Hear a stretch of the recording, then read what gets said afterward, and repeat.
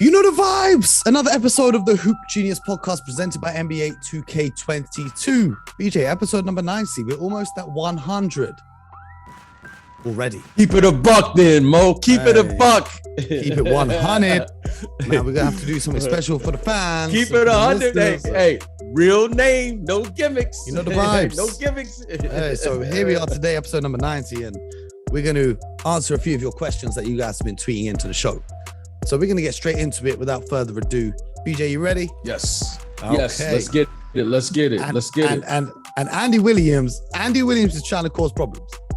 Andy Williams, remember when I said I only know one or two Utah Jazz fans on the other show a few days ago?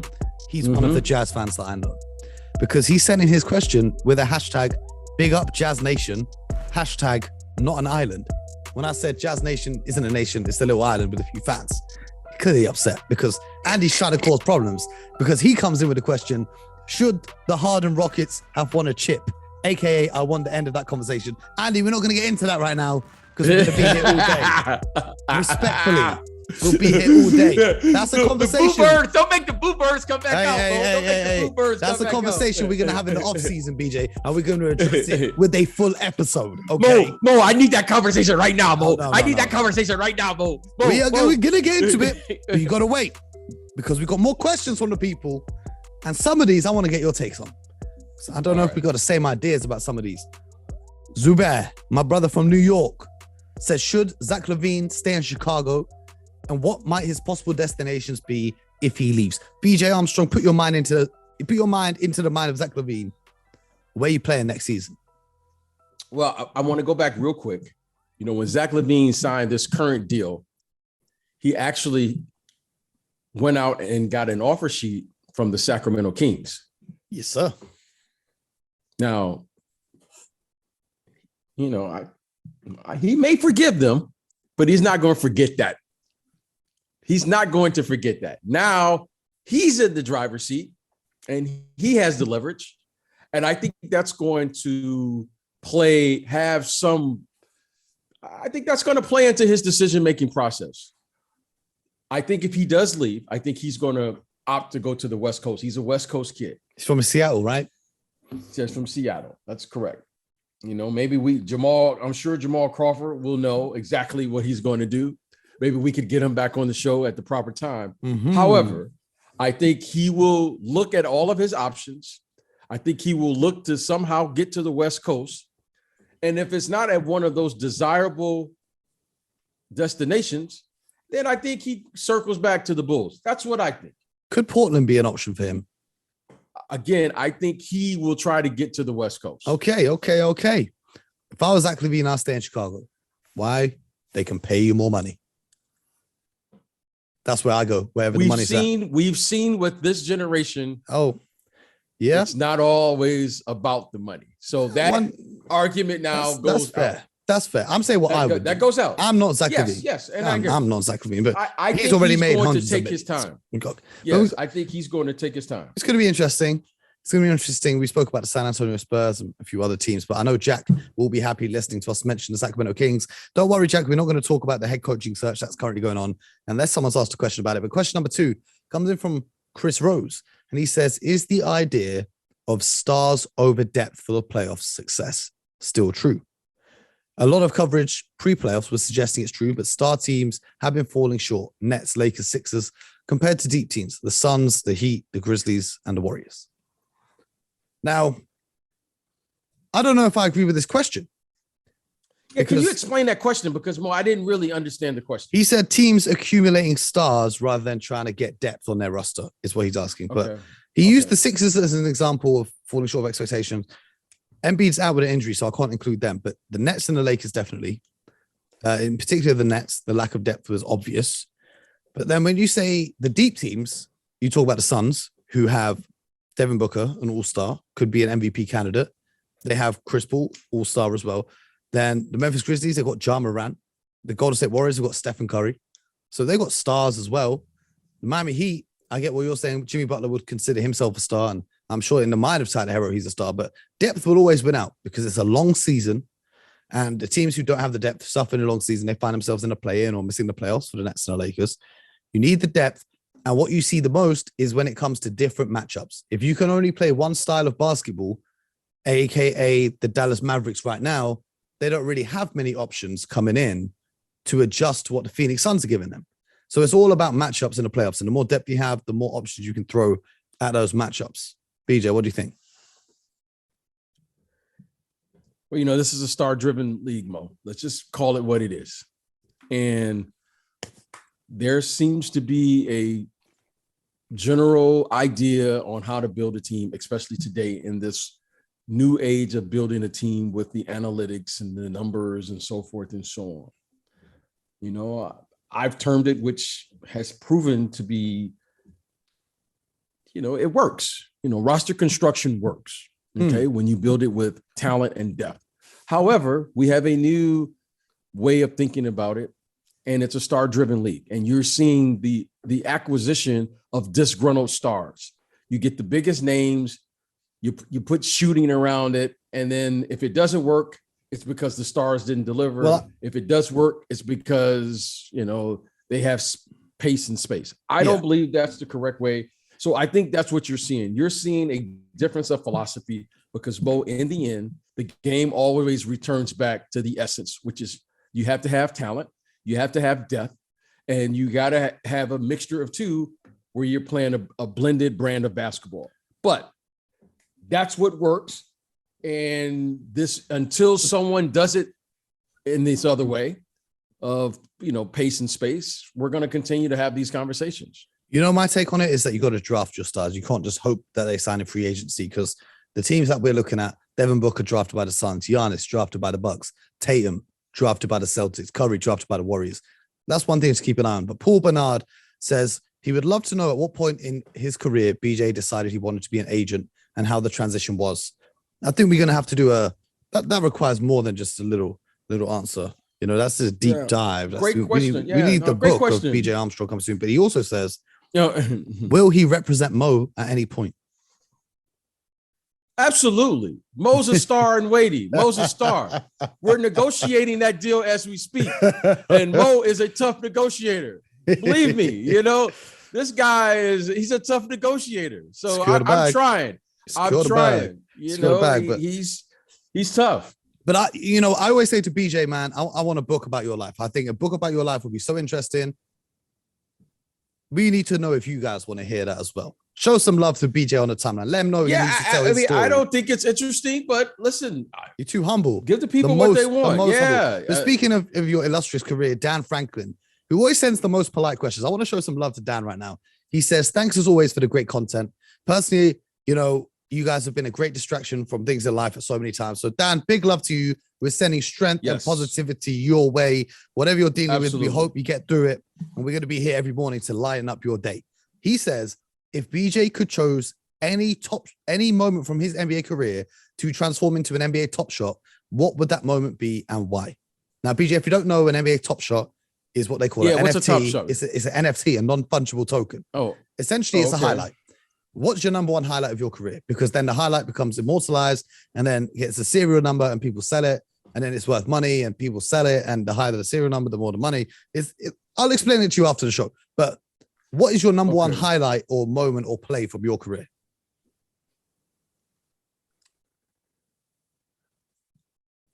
My highlight, your personal favorite. So it doesn't have to be my your personal favorite. The one that was I made my very first shot that I took as an NBA player. That was my highlight. Where was that? Because that game? It was in Chicago Stadium, the old Chicago Stadium. Against who? I can't remember. Oh, come on, man. We're gonna have to go into the archives. I want to see who you got. Yeah, you got to go in the archives. But I made my very first shot. Okay. And that, honestly, Mo, my very first. My greatest moment was my very first practice. Okay. For the Bulls. Yeah. That's when it became real. That's when it's like, I'm really here. Like, you know what, Mo, it wasn't real. It was it never was, Mo, okay, all right. I'm saying this with humility. I'm saying it, but I'm going to just share you how you think. You have these dreams, right, to play in the NBA. but I never had a dream to practice in the NBA. I never had a dream to move to like Chicago. I didn't have a dream of being a backup player. I didn't have a dream of like losing games. I didn't have a dream of that wasn't part of the dream. The dream was I was going to play in the NBA and live happily ever after. Yeah. Suddenly, Mo, my very first practice, I had to get an apartment. I had to get an automobile to drive. I had to get furniture in this place. Yeah, adult. I had to like, I had to start learning how to cook every day, get myself breakfast and all those things. I had to start washing my clothes. Back then, Mo, you washed your own uniforms in practice and all of that stuff. I had to call Nike. I had to call Nike to make sure my shoes were delivered to my home. This was before they were delivering them to all this stuff. Mo, I had to make sure. I had to make sure. So all of these things, Mo, imagine going to practice 2 a days. And I had to make sure I had 10 sets of practice because I was practicing twice a day. Yep. I wasn't like coming home after the first practice on, let me just do my laundry and get my detergent. No. You had to you got to do, ready. And then you're going to be out on the road during the week and you got to have, And Mo, I remember I had to go out and get me a notebook so I can keep my life organized. Like I had bills to pay. And I remember, Mo, all of these things just so I could get to practice and be the best version of myself. Crazy. And I remember that moment because suddenly I realized no one told me about this.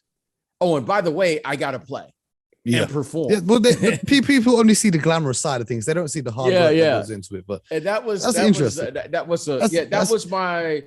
I remember walking into practice the very first day and thinking all of the steps it took for me just to get here. Yeah. You know what I mean? And this is why we need the book of BJ Armstrong coming soon, co-written by yours truly. We're going to get it cooking. Anyway, GA34, who I was told is not Giannis Antetokounmpo's burner account, has tweeted us saying, "Can you please tell Al Horford and Grant Williams to stop guarding me so well?" That adds fuel to the fire on the allegations that this is Giannis's burner account. But his question is it time for the Warriors to consider having Klay as the sixth man and start Jordan Poole instead? Interesting, because Klay has struggled mightily so far this series. He hit one big shot down the stretch, but other than that, it has been tough for him. BJ, if you were Steve Kerr, would you roll the dice on putting? Because he's not been afraid to experiment with the lineup, and now Gary Payton's out, so you've got to change the starting lineup again. You can't do that, Bo, and here's why. Mo, you can have bad shooting stretches. You can play in bad games. Well, let me tell you something more I haven't seen in my NBA career. I've never seen it as an executive. I've never seen it with my association in basketball, not just NBA. Once you lose your confidence, Mo, you never get it back. Now, Klay Thompson right now has suffered not one, but 2 injuries that's going to take some time. And Mo, you've heard me say this. The fact that he's out playing is enough. Just go out there and play. Give me what you got. And all he needs to do is make 1 or 2 and then he'll be back. And especially if the series goes to game 6, we all know about game 6, Klay Thompson. You don't want that man on the bench for game 6. Give you don't me want him what you got. But let me tell you what that man has inside him. There's 2 you can't measure. You can't measure what's inside a man's mind, and you can't measure what's in his heart. Now, let me tell you this about Klay. Now, Klay Thompson is coming back from an ACL injury and an Achilles. But Klay Thompson ain't scared now. No, he's the G. He might and Klay Thompson, half ball will shoot. Yeah, he's not afraid to let it fly. And I love it. And I love it. You got to roll with him. And I respect, because all of us are age. All of us players will age and all of us will get old. I respect Steve Kerr for rolling with Klay Thompson. And they're going back home. He's due to have an explosion one of these nights and just go off completely. But so I respect it. But I understand what's being said, but I respect what's happening here. And Klay Thompson deserves this level of respect, by the way. Yes, most definitely. He's most definitely, without question. So the next question comes in from Connor O'Neill. BJ, I'm going to need this one. Just 2 names and 1 number. Okay, I'm going to hit you with the question. 2 names and 1 number. Can you give a realistic idea for Dallas this summer? 1 player they should trade for, 1 free agent they should target, and the maximum they should be willing to pay Brunson. That's quite a lot for 1 question. That is a lot. That is a lot. Maybe we need to do a whole episode on that after Dallas get eliminated. Maybe we have to circle the block. I'm going to start with Brunson. But go ahead. You know, it's going to be very limited what's out there. There aren't a lot of teams this year that has a lot of money. I think Brunson, he will probably be north of 20. How far will determine what's out there on the open market. But I think he's earned that, whatever that may be. What player should they target? I think what they should target is an athletic big that can play vertical basketball. Okay. I think that's essential for them, right? A big athletic, because what you saw last night, okay, I'll just take, if you watched the game last night, Mo, which we did, there were 2 players in particular that really hurt them. Well, it's really 3 players. DeAndre Ayton has really hurt them. Okay, just because he's big, he's athletic. Mm-hmm. But then their backups, JaVale McGee and Bismack Biyombo, those level of athletes, that's what you got to have. And that's what I said to you. I called you during the game and I said, BJ, why do the Mavs keep getting these guys who are big because they want 3-point shooting bigs, but they need to be tough on the inside? I get why they got them there, but they need an enforcer on the middle of the court. Defensively to protect the rim, and offensively, there you go. Luka will feed him lobs all day. You can eat 15 points a night off lobs from Luka Doncic. Mo, you took the words right out of my mouth. So they need players like that. You need players like that. You got you. If you're gonna go deep, you need that. Okay. And then what was the other question? It was 3 parts. Free agent. Who should they go? Free agent, and I guess it's a similar thing. But if you got a name in your mind that you would go? Well, yeah. Again, Mo, I would like to see them get an athletic wing a la a Scotty Barnes. You know, I love what Toronto's doing. Like that. An OG Anunoby type player. Yeah, someone like that can just be versatile and really complement what Luka doesn't do well, which is obvious what he doesn't do well last night. By the way, they were targeting him on the defensive. Oh, yeah. Horribly. Okay. Horribly. That's a whole nother conversation. Yeah. Scotty Barnes is going to be probably in Toronto for the rest of his career. But a player like that who can handle the ball, could defend and initiate, because Spencer Dinwiddie showed me what's really missing from this team. You got to have multiple people who can initiate the offense. And I think that would be a true asset to the Dallas Mavericks. Speaking of, free agents, MCFC Will has asked, which free agent should contenders be targeting with the mid-level exception? That's a very, very in-depth basketball question. Some of these questions that's a great question. For me, I think one guy that people have forgotten about is Gary Harris. He led the NBA in shooting from the corner, from the right-hand corner. He shot 47%. And when he's healthy, he's a good perimeter defender. Dare I say, a very good perimeter defender when he's healthy. He's been in Orlando for a year and people have forgotten about him as he was part of that Aaron Gordon trade. But now he's had the summer to get healthy, and when he bounces back, if I had a mid-level exception, I'd look at calling Gary Harris, because every contending team needs defenders that can shoot the basketball as well. BJ, you got a name in mind? Who are contenders, the types of player contenders should be targeting? And no one really stands out to me at the mid-level, right? Because what most teams do, especially the good teams, they divide up the mid-level. Yeah. Okay. So what you want to do is you would like to have talent and divide up the mid-level, other than just getting the one player, because clearly if you get a player at the mid-level, that's because the market, if you get a player at the mid-level, right? If you got let's say Jalen, Chicago used theirs on Tristan Thompson. Yeah.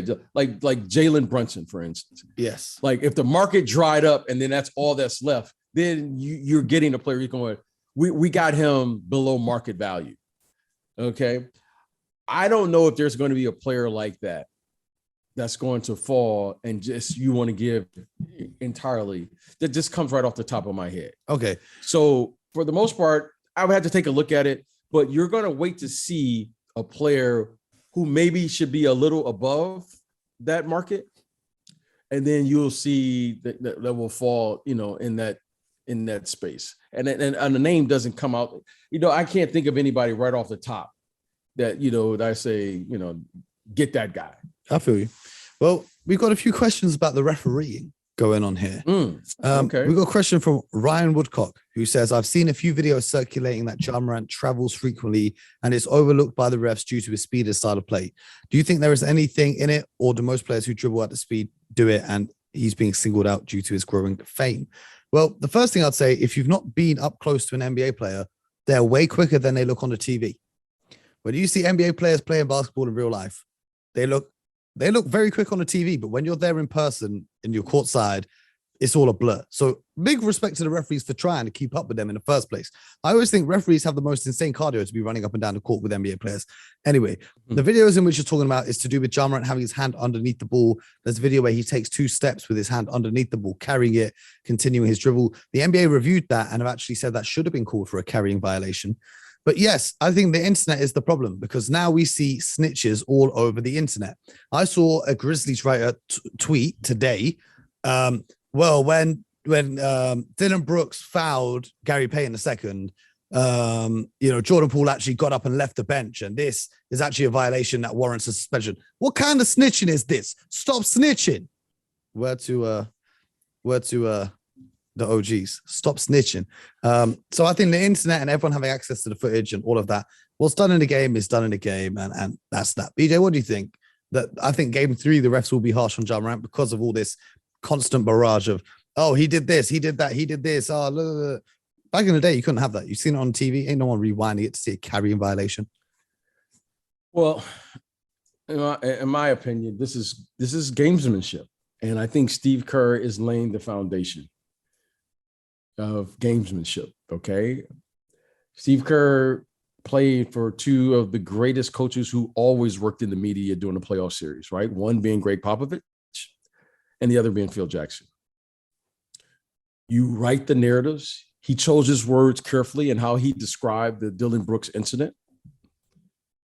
He wanted to make sure that he brings attention to the referees. They are human. And he knows that he's going back home, and the home crowd, if things don't go right, they're going to get on who? The referees. Mm-hmm. Now, Steve Kerr understands gamesmanship. He's said things without saying anything. That's an art. So I give Steve Kerr credit. He knows that this is a very dangerous team that he's playing against. Why? Because youth is on their side. He understands that they have a player that's capable of getting 40 or more points in a game. And if you can get 40 or more points in a game, you probably got a pretty good chance. Yes. You probably got a chance. Well, you got a chance. A lot of Grizzlies fans are kind of, they're upset too. James O'Toole says, what's going on with the refereeing in the playoffs? Bear in mind, James is a giant Memphis fan. He loves when we talk about the Grizzlies. He says, will the refereeing get fixed? So many horrible and inconsistent calls along with so many whistles. I agree that there is a lot of whistles, but I think it's not unfair against any one team in particular. I think there is a lot of just whistles in general that we don't usually see during the playoffs. More than I expected. You expected it to be more physical. I don't like all the fouls, but I'm that guy. I've never called a foul, ever. When you go pick up and people call fouls and pick up, I think it's disgraceful. If someone fouls you, foul them back. I ain't calling no damn fouls. That's not my style. But I get it. BJ, you think there's too many whistles being blown?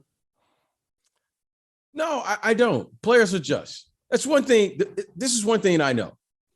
Mo, I don't share this with a lot of people, but I'm going to share it here. My dad, my whole entire life was an official. In the NBA? Okay, my dad, he never got to the NBA. My dad refereed high school basketball. And he didn't want to advance. He didn't want to advance. He didn't want to go anywhere else. He didn't want to go because he didn't want to leave. Yeah. He didn't want to travel. When I say travel, NBA referees. So people don't understand. NBA referees get assigned to a different city almost every day. It's an insane schedule. Yeah. And then, he didn't want to have to be going out west and leave the family and all of this. Yeah. And he just, so my dad actually advanced to the president of the officials in the state of Michigan, where I grew up in Detroit. Wow. Yeah. Okay. So my dad was an official, and my dad was always in charge of all the pro officials when they would come back, because believe it or not, these guys have to stay in shape too, right? So all of the summer leagues and all of those things, that's how these guys would stay in shape. So my dad, many of the officials, all right, which they would always come to my house, and I knew all of the NBA officials who were from Michigan, and they would be at my house. So I got a chance to see the human side of these officials. And trust me when I tell you this, when they don't have a good game, it bothers them. Just like players. They know when they make mistakes. They want to get it perfect, right? And Mo, you made a great point. You know, when I first came in the league, there were only 2 officials. Yeah. And then they went to 3 officials. Why? Because it is, you know how hard it is, Mo, to have to play 48 minutes? Those guys can't miss. They can't go on the bench either. They don't get exactly. they don't get to sub out and rest midway through the third quarter. Okay. So I saw the type of conditioning that my dad and his colleagues and all of those people would do. I saw the hours of tape and learning about the game and, you know, and all of these things. So Mo, I always had a level of respect for these guys, you know, Mo, and most people don't know this, Mo. I never got a tech my whole career. I respect it. Because if I played in the NBA, I would have had a tech every damn game. And the reason being, Mo, is because I saw how it bothered my own dad and all of those guys. And Mo, these guys would spend hours and hours on end looking at one play and how they could have gotten in better position. And that's an interesting calls. So it was, these guys are human. And just like a player, you know what, Mo, you don't play well all the time. It's not like the official be like, come on, BJ, you suck tonight. You know what I mean? So I always understood that. And back then, Mo, not so much now, you actually could talk to the officials. And many of those guys, one day when we go to a game together, I'm still friends with all of those guys. And some of my favorite moments and memories in the NBA is the things that they said to me during the game. Because some of those guys are funny as you don't know. Mo, before they've instituted all of this, you know, playback stuff, those guys had, you know, before you had the microphone. That's why I don't really like the microphones. I think it's great for the fans because, you know, I think the fans enjoy it. You know, you hear the guys talking. You get an insight, Oh, some of the stories. We're gonna have to do a referee. We're gonna have to do a referee special. These guys were some of the funniest, and the technical fouls that they used to call before people were getting mic'd up was some of the funniest. Shout out to Joey Crawford. Shout out to Joey Crawford, the OG. We're gonna have to save that. Joey is my guy. We're gonna have to do a referee special. We're gonna have to do a referee special. Some of these guys, Mo, were the funniest people I've ever encountered. And it's very unfortunate now that they're all mic'd up because Mo, before they were mic'd up, the things they would say.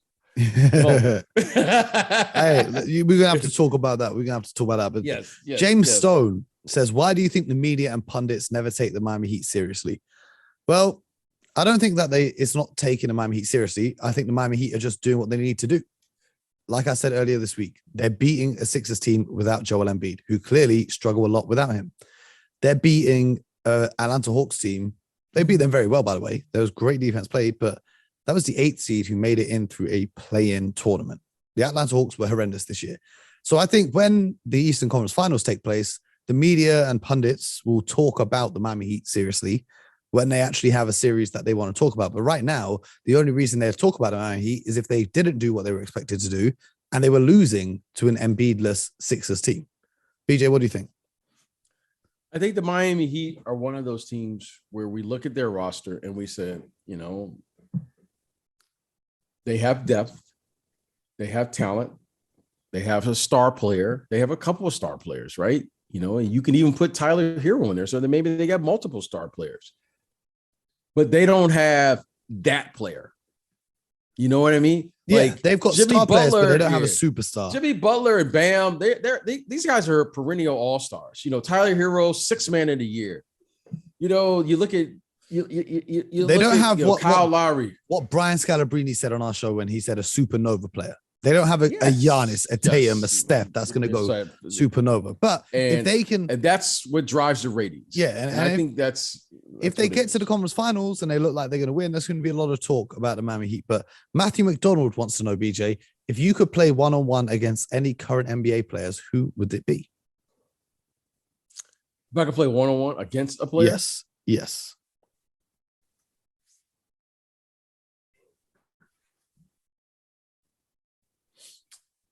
Because I'm a guard, it's going to have to be a guard. Mm-hmm.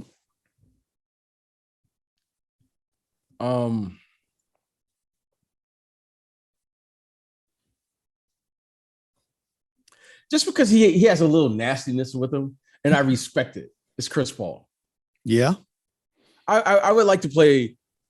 Chris Paul could have played in our era the way he plays, because he's nasty. Like, you know what I mean? Like, and what I like about Chris Paul, he hits you and you hit him, and it's never personal. You know what I mean? Like, it's not like you hit him and then all of a sudden he's like, no, man, you can't hit me. That's a foul. No, he's like, oh, okay, you got me good on that one. I'm going to get you back on the other end. I respect that about him.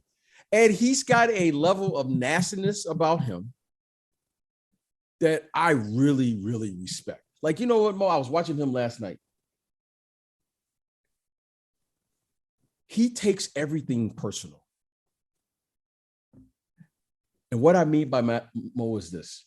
When he was a young player, Mo, he went after Jason Kidd as a young player in the playoffs. Mm-hmm. Okay? He went after Jason Kidd. Now, last night, Mo, you watched the game and I watched the game. He was saying a little something to the bench. No, Luka Doncic has a reputation now where Luka Doncic and the Dallas Mavericks, they pick on a player and they get the matchup they want. They'll just keep setting the screens till they get the player they want. Mm-hmm. Luka had an incredible game, 47 and all of those things. Now, Chris Paul did something last night, Mo, that I was just dying laughing. Whoever Luka Doncic was guarding, he went after Luka. And every time he would score, Mo, you got to go look at it. It's one of the funniest things ever. He would look right at the bench. Yep. He looked right at Jason Kidd. Mm-hmm. Well, there was one, but this is what I was referring to. He said something as well. Yeah, he said, okay, you want to pick on us? We're going to pick on him. And what you going to do about it? Mm-hmm. And he didn't sugarcoat it. He didn't take it personal when they picked on him. He went right after him, and the guy is a phenomenal. He's a competitor, and he does it in a way that I respect, because you know what? Say what you want to. The guy competes. He takes his lumps, but he gives it out too. You know what I mean? So he would be a player that could play in that era, because he would set screens. He would sacrifice his body. He's incredibly talented. Okay. He definitely has the little man syndrome too, by the way. Yeah. If you post him up, he goes crazy. Definitely. He goes crazy. Definitely. So, I mean, he would be a guy that, you'd be like, okay, I got to get ready to play against him. Yeah. If I had to play one-on-one against an NBA player, it makes no difference, because they would all destroy me, because NBA players I have played against one-on-one absolutely destroyed me. I even had Mutombo block my shot at the age of, 50? Mutombo swatted my shot all the way into the stands. Okay. Right. Every one-on-one player I've ever had with an NBA player has absolutely destroyed me. But I would take any NBA player who I'm taller than and heavier than. Maybe like Ish Smith, just so I can just push him a little bit, and that'll be my only chance of hitting a few hook shots in the paint. That's my only chance of getting a bucket. Because anyone else, they're gonna. You see, you want to win. I just want to compete. It doesn't. The winning part. Well, it's not competitive. I know. can't play Kawhi Leonard. It's 21-0, 3 minutes into the game. This is not competitive. I hear it. But Rob Moody says, with everyone shooting a lot of threes these days, do you think you'll ever see a team score 200? Maybe in an overtime game. I think in an overtime game. Yeah, we can have triple OT, and I think we can get there. I think the Pistons one time in like the 80s or so scored like 186 or something. Yeah, I think someone would do 200. I think so. I think that it's just a matter of time when it's going to happen, but it's going to require some overtime. Well, I also think that they should change the halfway line to a 4.9.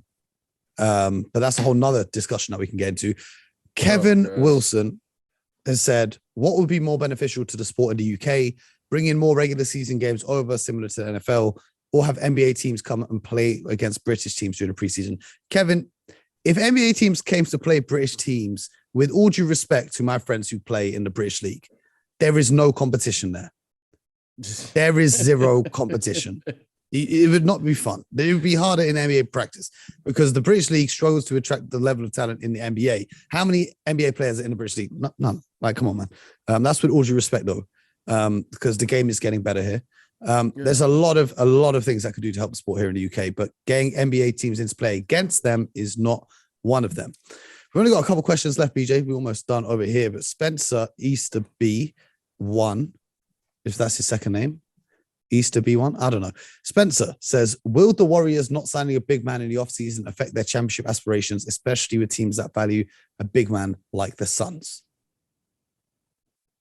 I think yes. If there's one thing that's obvious in watching the Warriors is their lack of size. Yeah. And you're seeing it's basically 4 small guards and Draymond, right? And Draymond is 6'6". Not like at best. Yeah. Okay. So it's clear to me what they're lacking. And I was expecting the kid Wiseman to come back this year and his size and athleticism. I wasn't even expecting to see Kuminga on the court more, but for whatever reason, he hasn't, because he looked like he's going to be a terrific player. He is. He really looks like he has a chance. So I think they're going to need to get a big, especially with the health of Wiseman. I mean, he's been kind of, and hopefully he gets his back. first 2 years. Hopefully he gets back. Yeah, hopefully. I think I like his talent. I really like his talent. So the last question is from Pierce McGlinchey, who always asks great questions. He says, which player should the Timberwolves try and sign to play alongside Cat and Anthony Edwards to form a big three, which would turn them from playoff contenders into championship contenders? Pierce, I'm going to give you the realness. They need to trade Karl Anthony Towns. Karl Anthony Towns is part of the big three for me. I don't want to see that if it was my team. So I don't know who you're going to add, unless you're going to add Giannis or Steph Curry, Ja Morant. Of course, any of these big names would turn any team into a contender.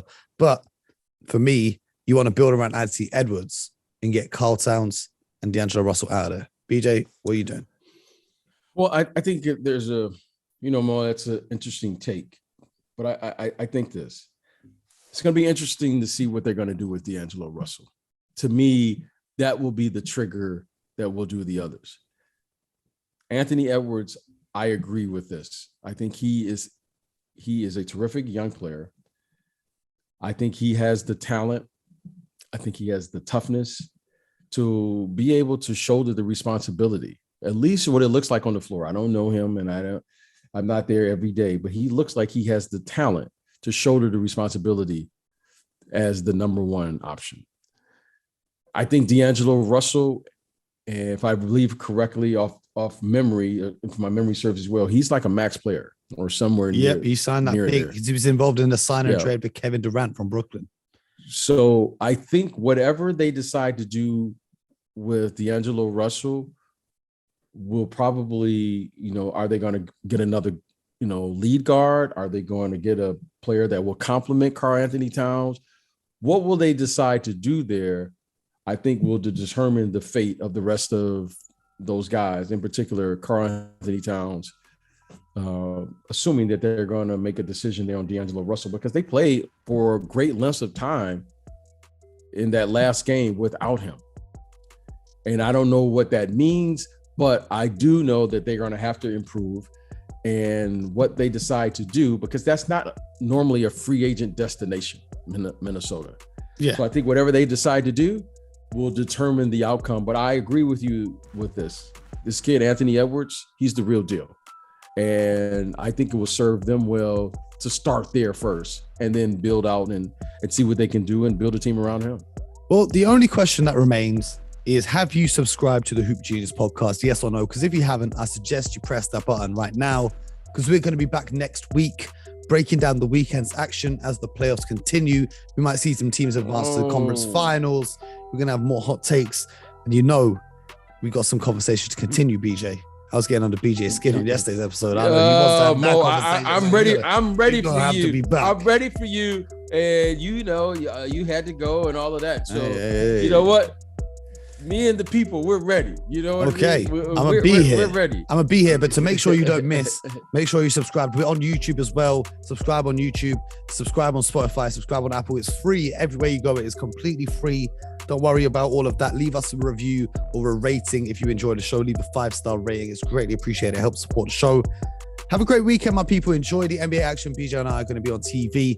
You're going to see us on Sky Sports, and we might even be on the radio too over in America for any of our American audience. Follow us on Twitter. You'll get the info on that. But until next time, have a great weekend. Enjoy it, my peoples. And as always, get buckets.